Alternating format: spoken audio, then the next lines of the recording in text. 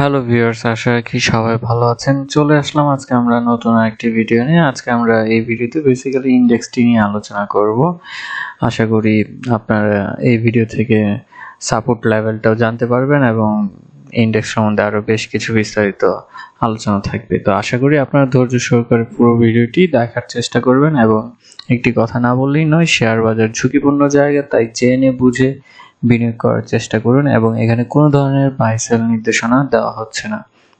প্রথমে আমরা আসলে এই ইন্ডেক্সটিকে উইকলি চার্টের দিকে নিয়ে যাব। উইকলি চার্ট আমাদের যেটা হেল্প করবে যে দীর্ঘমেয়াদের আসলে ক্ষেত্রে উইকলি চার্ট খুব সুইটেবল একটা চার্ট দিকে কনভার্ট করে।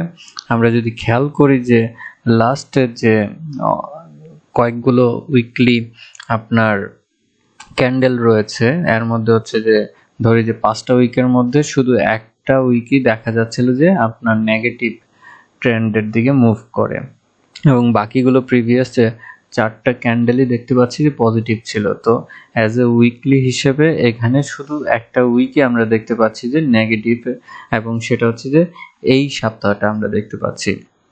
তো অ্যাজ এ উইকলি ক্যান্ডেল হিসেবে আমরা যদি চার্টটা দেখি তাহলে হচ্ছে যে দেখা যাচ্ছে যে এখানে এখনো ম্যাকডি আপনার পজিটিভ ট্রেন্ডের দিকে আছে এবং দীর্ঘমেয়াদে এটা একটা গুড সাইন দিচ্ছে যে ভালো আকারে একটা আপ ট্রেন্ডের দিকে যাবে এবং আরএসআইও এখানে খুব কিন্তু নিম্ন দেখাচ্ছে।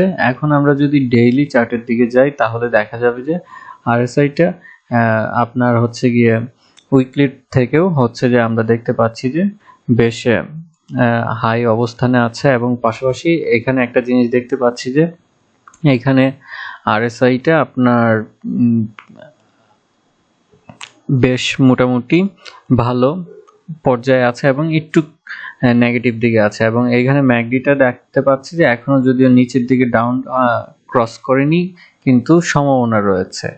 এবং এইখানে আমাদের একটা প্রিডিকশন ছিল যে লাস্টে যে আপনার 14 তারিখে ট্রেডিংটা হয় সেদিনটা যদি আপনার ভালো আকার পজিটিভ ট্রেন্ড হতো তাহলে হচ্ছে যে আমরা ধরে নিতাম যে এখান থেকে হয়তো আপনার ব্রেকআউট হয়ে উপরের দিকে যাবে, কিন্তু ফাইনাল দেখা গেল যে না, এখানে একটা কারেকশন হয়েছে ভালো আকারের এবং আমাদের এখানে এসে নিয়ে সাপোর্টটা তৈরি হয় 6400 আপনার 25 এবং 20-এর ভিতরে। এইখানে সাপোর্টের পরে হয়তো আমরা দেখতে পাবো যে মার্কেটটা সর্বনিম্ন হয়তো এখানে এসে নিয়ে টাচ করতে পারে এবং এখান থেকে বাউন্স ব্যাক হয়ে নিয়ে আবার দীর্ঘমেয়াদে হয়তো পজিটিভ ট্রেন্ডের দিকে ফিরে যেতে পারে। তো এটা এখনো আমাদেরকে হয়তো এই সপ্তাহটা এইভাবেই দেখতে হবে এবং এই সপ্তাহ শুধু আজকেই ট্রেডিং। তো আজকে মার্কেটের উপরেও অনেক কিছু ডিপেন্ডেবল আছে এবং যেহেতু মার্কেটটা এখন কিছুটা আমাদের অস্থিরতার মধ্যে আছে সার্বিক সবকিছু নিয়ে, যদি আমরা বিবেচনা করি যে ডলারের রেটটা অনেক হাই বৃদ্ধি পেয়েছে এবং পাশাপাশি যেটা হচ্ছে যে আপনার মার্কেটে ফরেন ইনভেস্টরটাও আপনার দেখা যাচ্ছে যে তাদের টাকার মান কমার কারণে তারা হচ্ছে গিয়ে এখান থেকে ইনভেস্টমেন্টটা সরিয়ে নিচ্ছে। তো এই মুহূর্তে হচ্ছে যে আমাদের যে দেশীয় প্রাতিষ্ঠানিক বিনিয়োগকারী আছে তাদেরকে আসলে পারফরমেন্সটা আরো বাড়াতে হবে, বাট আমরা খুব দেখতেই পাচ্ছি যে অনেকে প্রাতিষ্ঠানিক বিনিয়োগকারী বেশ ভালো ভালো শেয়ারগুলোতে আপনার এই মাসে আমরা দেখতে পাই যে তাদের বিনিয়োগটা বাড়িয়েছে।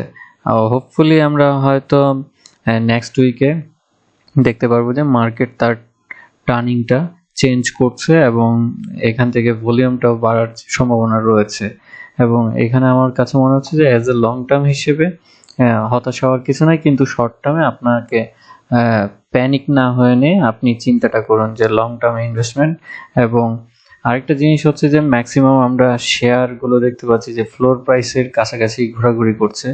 তো এখানেও আপনারা নিরাশ হবেন না, কারণ যেহেতু ফ্লোর প্রাইস আছে তার মানে এখান থেকেই হয়তো কোনো না কোনো সময় আপনার শেয়ারটা ঘুরে দাঁড়াবে, কিন্তু আপনাকে অবভিয়াসলি মাইন্ড রিড করে নিতে হবে যে এটা আপনার জন্য লং টার্মে হয়তো সুফল বয়ে নিয়ে আসবে। তো এই ছিল আজকে ইন্ডেক্স নিয়ে আলোচনা। আশা করি আপনারা কিছুটা হলেও উপকৃত হবেন। আজকে এতটুকুই। ভালো থাকুন, সুস্থ থাকুন এবং শেয়ার বাজার জেনে বুঝে বিনিয়োগ করুন। ধন্যবাদ।